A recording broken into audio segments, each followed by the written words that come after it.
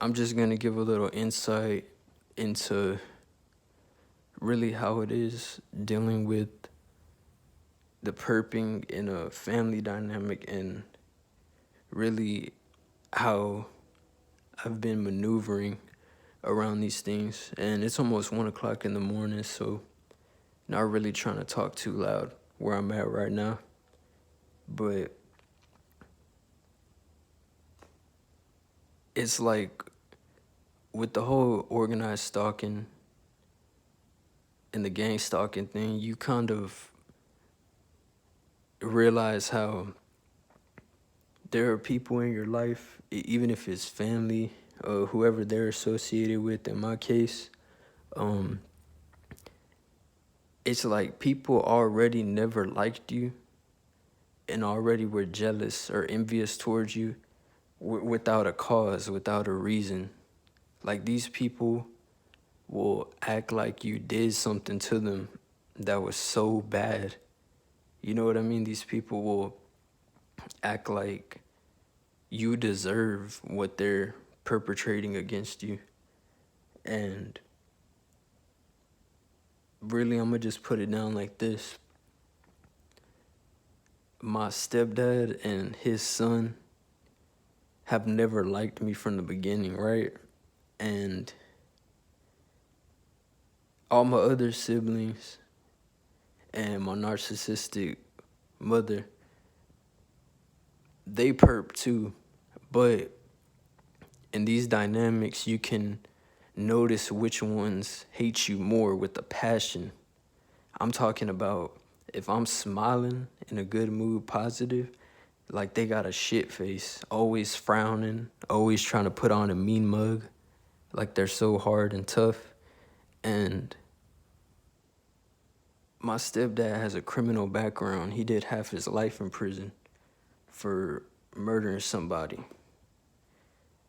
And so it's kind of like, you see the hypocrisy in all this with these perps and these gang stalkers. A lot of them are criminal-minded individuals who try to make you feel like you did something wrong or you're a bad person or you're an evil person, when really it comes from a place of projection. So where I'm going with this is, I've realized this dude he's came against my life and really always been one of the main ringleaders in my immediate environment with his son, that have always both never liked me. No matter what I do, say hi, still treat people with respect. I still acknowledge people when I am around, the few times I am around. And it's always just silent. Like they just look at you with this hatred, right? And when I was younger, what my narcissistic mother, my stepdad, and his son would do, and they would triangulate all my other siblings in it, what they would do is set up a scenario to get me to react. So when I did have a room here, say I would be in my room, I'm such a chill, laid back person. I try to avoid confrontation at all costs, and I was always like that. I was always a to myself person. I didn't really like going to family get-togethers. I didn't really like being around big groups of people or in gossip groups and all that. But that's everything they like. They love attention. They love, being performative and winning over people and being the loudest in the room. But I was never really like that. But what I'm trying to say is, I would just be minding my business, and he would get his son to like walk past and say little subliminal things or just be straight up disrespectful out of nowhere. Like, just imagine a person making subliminal comments by your door and you're not even bothering nobody. And that's what these people do. Like, they don't like peace. They don't like when you have a soul, or when a person's at peace with being by themselves, and these are very miserable, insecure people. And I'm not trying to boost my ego, but I look damn good better than these people. I know I do. But in the physical, and I know that plays a part in it too. Dudes will be jealous of other dudes because of their looks. It's crazy, I know. But yeah, like, so little things like that would happen. And when I would defend myself, I would always get kicked out the house. Or if I raised my voice defending myself, his son would play victim. And since his dad, which is my stepdad, sees himself as the man of the house, I would always get kicked out. And this started from when I was in middle school all the way up through high school. And so now that I'm 28 years old, it's like these people like got the minds of children. His dad's almost like 60. Even my narcissistic mother. So it's like they got the minds of children where, you know how perps do the fake coughing around you and stuff? And what they do around me is fake coughing and burping. I don't know why they think that's like, they're trying to run the same reactive abuse plays on me, right? And this just happened today. This been happening. But so earlier in the day, his dad would do the fake burping. Like if I'm in the vicinity, if I decide to come in the house, I just usually stay out the way. I'll be in the garage, or, one of my brothers lets me go in his room when he's not there and just have a place to chill, because I don't have a room. And my stepdad, he would walk past, do the fake burp or the fake cough, right? And I don't react. I don't say nothing. I don't do anything back, right? And so later on in the day, nobody would be here. I'll be chilling the whole day. Love being by myself. And once they get back, I feel like they run the little play. He gets his son to perp me. So he'll do the fake burping or the fake coughing, and I won't react. And like I said, when you've lived with people, and these are not even my biological blood, really, if you think about it, but they're involved in this too. And so how evil is it to like live with somebody that you're actively perping and you're participating in a slow kill program, like organized stalking, and you're trying to get them to react or crash out, or they want me to react so I could get kicked out. You know what I mean? And I've been doing good. I've been ignoring it, not reacting, not addressing it. Usually I just keep my headphones in because I know they use a lot of directed conversation when I am around. So I just think about how evil that is, that people will live with you, you'll live with them, and they'll be trying to actively perp you and like get you to react and participate in the same program that's meant for you to take yourself out. A program designed for you to take yourself out or crash out and set yourself up. And so that's why I tell y'all, to the TIs, you gotta smile in these people's face, y'all. Y'all gotta stay happy in front of these people, because they hate that shit. That kills them inside.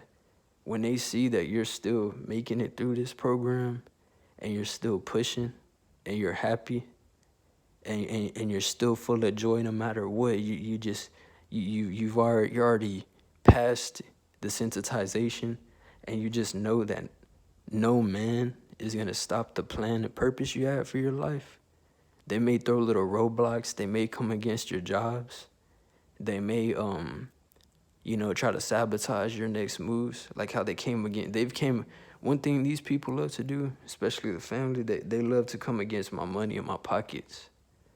But you got to keep, smiling and just stay positive as possible and not react to these people. That kills them. That kills them the most.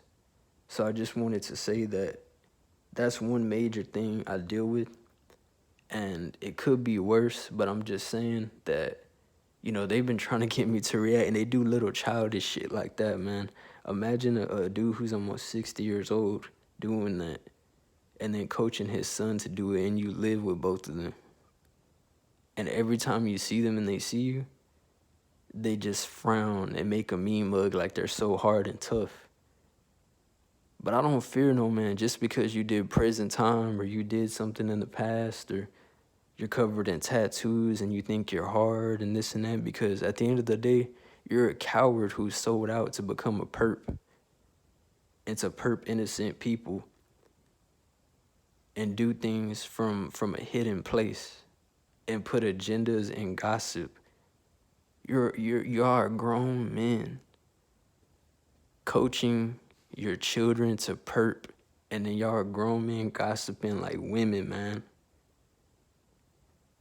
Trying to get somebody to react like a child, making noises, a grown-ass man trying to get somebody else to react by making noises around them like a child. That's why this perp and stuff, man, is comedic. It gets to a point where you just gotta pity these people. And I usually don't really open up about my personal stuff on here, but I just wanted to let it be known that the majority of the time I stay in my car, which it's shot, it's out. I haven't had a vehicle for a while now. It affected a lot of things, but I stay in my car as much as possible. I might only come in just to shower, just charge my stuff up, then boom, I go back outside. And that's what you got to do. If when you're a TI and your family's in on it, you got to minimize how much you're around these people as much as you can. And you got to just, all the little subliminals they're throwing, all the little things they're trying to get you to react to, you got to try your best to ignore that. You got to try your best to not give it any of your energy. That's what these miserable people rely on. They want y'all's energy. They want you to go tit for tat, go back and forth with them.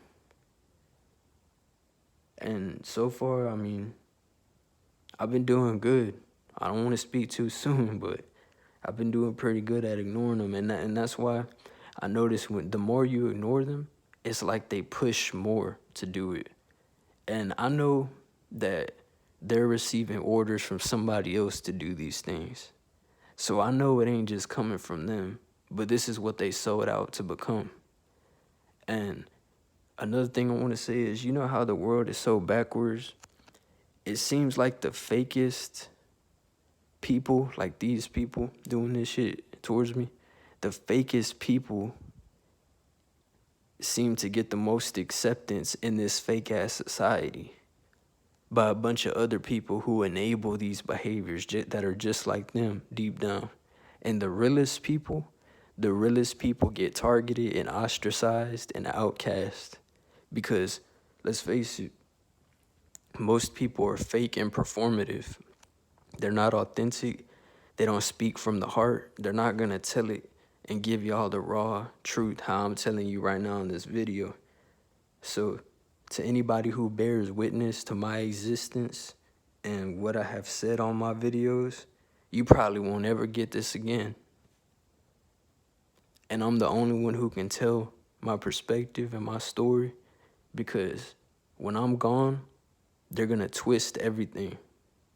And they're going to make me out to be somebody that I wasn't. And that's what I'm saying to the TIs. Y'all stay strong and y'all outlive these people. Take care of yourselves and just stay refined in the spirit. In whichever way you go about doing it, there's no 1, 2, 3 step. However you got to make it to survive what you got to survive and dodge the setups, y'all stick to the plan, stick to your own path. Whatever you feel you have to do is necessary. Because at the end of the day, this world is so evil, you'll live around the same people, be related to the same people who wish to see your death, to get paid off of your death. And that's the power of greed. That's the power of evil. That's the power of people being frauds, putting on a performative act for society, But deep down, the real ones, we're the ones that don't get the flowers while we're still here alive. But I know at the end of the day, the Most High God's watching. The divine source of existence is watching. So everything these people doing, it won't go unpunished.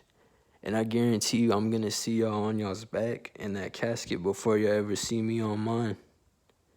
And I promise that. And I just spoke that. So y'all take care of yourselves. Y'all have a good night. And I read the comments. I appreciate the love to whoever subscribed, whoever commenting and speaking on what y'all got to speak on. Because truthfully, I make a lot of these videos to troll these people too, because they hate I'm alive. They hate that I'm talking to y'all like this. They hate that they don't have me locked up in a little cube box without no way to get to the outside world. So this is my way to reach the masses, to reach those who have the ears to hear and the spirits to understand. So y'all take care, man.